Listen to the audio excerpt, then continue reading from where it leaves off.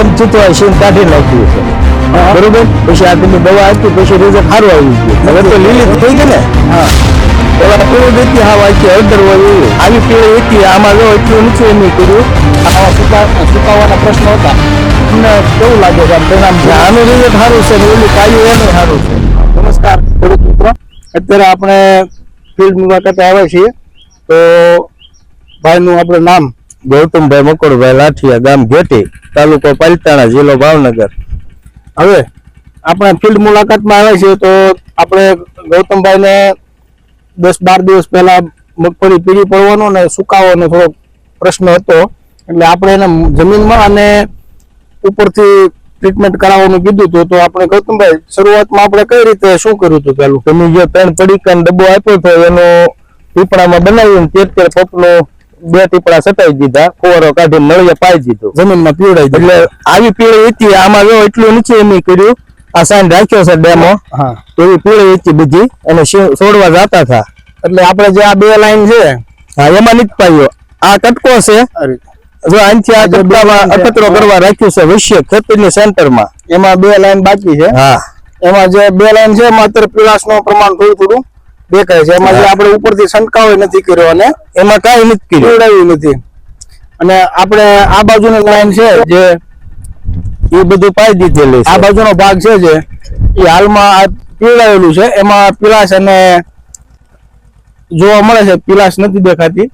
અને છોડના જાવાના પ્રશ્ન ઓછા થઈ ગયા છે. ગૌતમભાઈ છોડ હવે ક્યાં જાય છે? પેલા બધું સુકાઈ ગયું, જવન ખાલા પડી ગયા. જે સુકાયેલા ભાગ છે શરૂઆતમાં આવા સુકાવાના પ્રશ્નો હતા.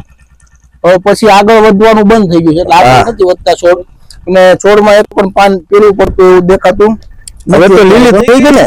હા પેલા પીળી દેતી હા વાંચી હળદર હોય એવી.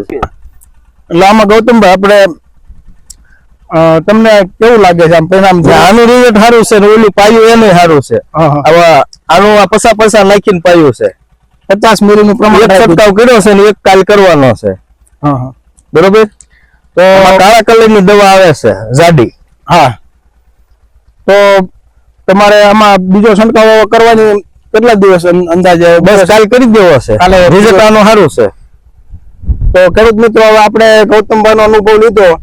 તો જી માસ્ટર નામની જે ઉપરથી સ્પ્રે કરવાની જે પ્રોડક્ટ આવે છે 100% ઓર્ગેનિક હોય છે. અને જે માસ્ટર રૂટ સ્પેશિયાલિસ્ટ છે એ પાવડર રૂપમાં આવે છે. જે જમીનમાં સારામાં સારા પરિણામો આપણી નજર સામે મગફળીમાં આપણે લીધા છે. તો વધારે માહિતી માટે ખેડૂતને પણ આપણે ફોન કરીને જાણી શકો છો અને અનુભવ જોઈ શકો છો, પૂછી શકો છો.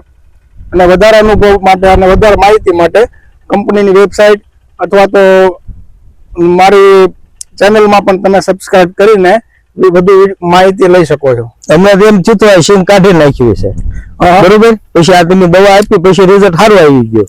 અત્યારે તમારી નજર સામે જ છે. પીળી વેચી આ કટકો છે અત્યારે સાટી નીચે તમે કીધું એક ઓલ રહેવા દીજો કે ખેતીની સેન્ટરમાં રાખી છે. ના બરાબર છે. તો ખૂબ સરસ પરિણામ મળ્યું છે. તો વધુ ખેડૂત મિત્રો અત્યારે મગફળી જેને પીળી પડવાના પ્રશ્નો હોય, સુકાવાના પ્રશ્નો હોય, ગ્રોથ વધવાના જેને વધતું ઓછું હોય, પાકનો હાઈટ મળતી ન હોય, તો એના માટે 1 થી 2 સ્પ્રે કરવાનો. આપણે ઈયળનો છંટકાવ કર્યો જ નથી, ઈયળની દવા નાખી. તો ઈયળની દવા પણ આમાં નથી નાખી એટલે એ પણ દેખાય છે. પાન કાપેલા હોય એવું. પાન ભલે કાપે, આપણે મગફળી સારી રહેવી જોઈએ.